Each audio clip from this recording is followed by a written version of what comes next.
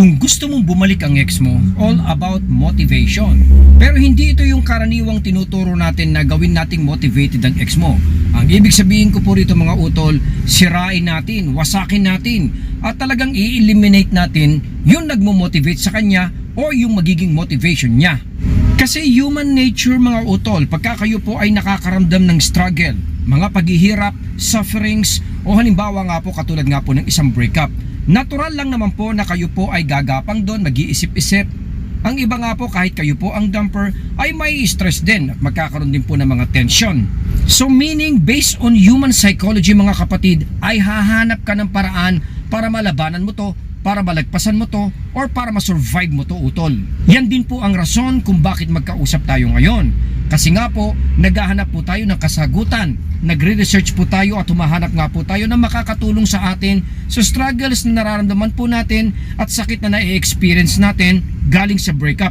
Pero, ang ex po natin ay walang papong TV. So saan po siya pwedeng kumapit mga utol bukod nga po dun sa mga kaibigan niya na pwedeng maka-influence or hingan po niya ng opinion sa pangsarili mga kapatid ay kakapit po siya tinatawag na mga negative thoughts, galit, hate. So yan meaning to say ang magiging motivation ng ex mo in order to survive the breakup. Kaya nga po kadalasan pag nasa breakup cycle kayo ay madalas ma-experience mo yung hinahanapan ka po niya ng problema. Araw-araw ay dumadami yung mga butas mo, ginagalit mo siya at patuloy po siyang naghahanap ng problema. Basically, imbis na ayusin mga utol na kayo nga po ay very busy doon, siya ay parating pasira. Lagi po niyang winawasak at parang gusto niyang magkasira kayo ng todo.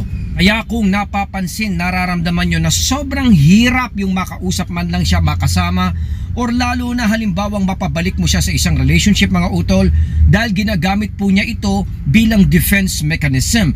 Yung mga negative thoughts na yun mga utol ay kailangan niya in order for him or her to justify the breakup.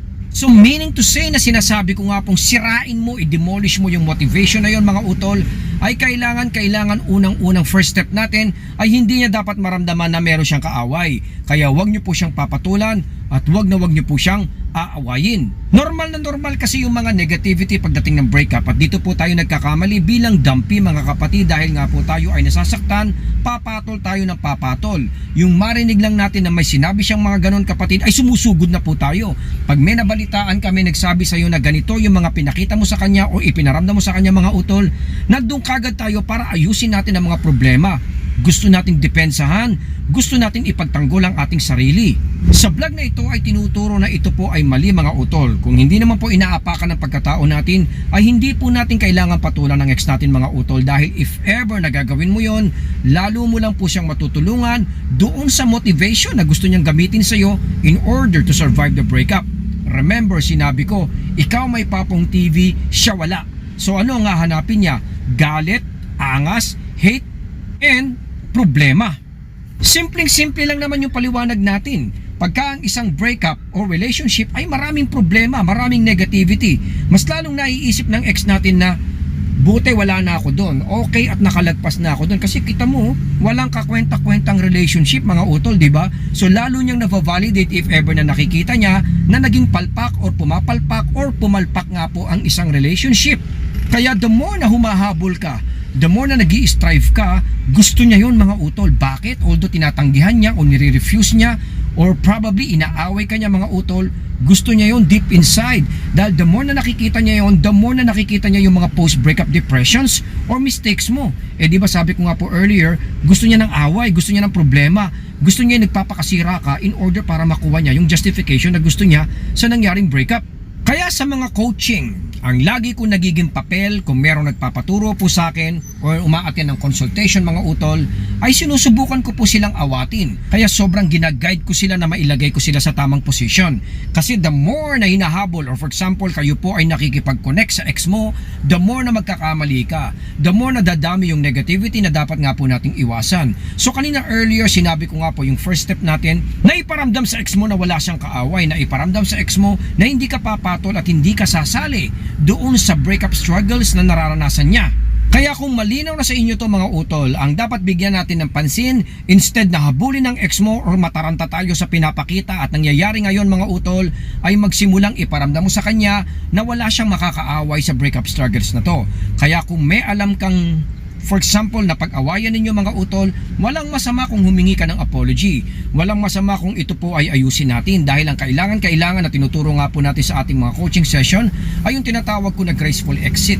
Once nakaramdam ka na po ng positivity, connection na merong graceful mga utol, ay pwede na po kayong lumayo, pwede na po kayong umalis dahil kailangan naman talaga natin na bigyan siya ng no contact or space. So kung kayo po ay nasa ganitong situation mga utol, be sure na kayo po ay bibitaw na positive sa kanya. Nang sa ganon, ito po ay ma-eliminate natin. Kasi ganito lang naman po yan technically.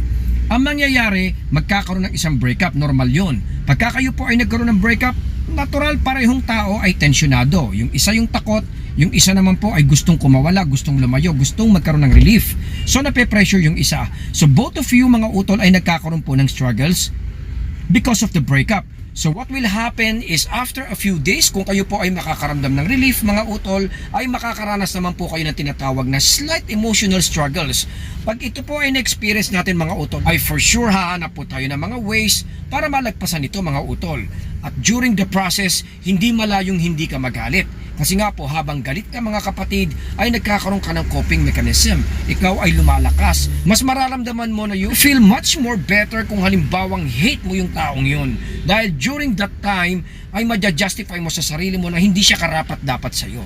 So ang gagawin mo dapat kung ikaw po ang dumpy or ex na gusto makipagbalikan mga utol, ay huwag mo siyang tulungan na ma-motivate na patuloy na maging galit sa'yo dahil yun ang kakailanganin niya mga kapatid in order for him or her to survive the breakup. So para magawa mo yan, ay kailangan maging busy ka na hindi siya makakita ng mga bagay na ikagagalit niya mga utol dahil the more na nakikita niya, the more na nararamdaman niyang kailangan niya makawala sa taong ito dahil nga po negative. Ito po ay gusto ko magsilbing warning sa mga nakakaranas nito mga utol dahil ang karamihan gustong gumanti, ang karamihan gustong awayin at gustong galitin ng mga ex nila mga utol. Alam ko ito po ay tinuturo sa napakaraming videos all over the world na naririnig po natin most probably. Pero sinasabi ko nga, motivation yan kapatid, pero hindi po yan solusyon kung gusto mo talagang bumalik ang ex mo. Kaya kailangan magkaroon ka ng program, gumawa ka ng mga listahan kung saan alam mong nakakakuha siya ng motivation, kung saan pwede siyang magalit. For example, yung nakikita niya na kayo nga po ay patuloy na parang pinagseselo siya. Okay, kung di naman po kailangan, wag nating gawin. Okay, kung halimbawang siya nga po ay patuloy na nakakatanggap ng mga pag-guilty effect mo habang kayo po ay lagi nagme-message sa kanya, okay, tanggalin na po natin yan. Kung halimbawang kayo nga po ay may kasalanan, palamigin mo ng konti and then humingi ka ng positive apology. Kung alam mo mga utol na ito po ay pwedeng panggalingan na tinatawag na motivation na yon mga utol, iwasan po natin, gamutin po natin dahil makakatulong ito to condition the mind of your ex para pagdating ng panahon na kayo nga po ay ready na pong mag-connect sa kanya mga kapatid for a possible reunion or second chance or third chance, pag-asa na kayo po ay magkabalikan mga utol, smooth sailing at magiging madali na lang po ang lahat.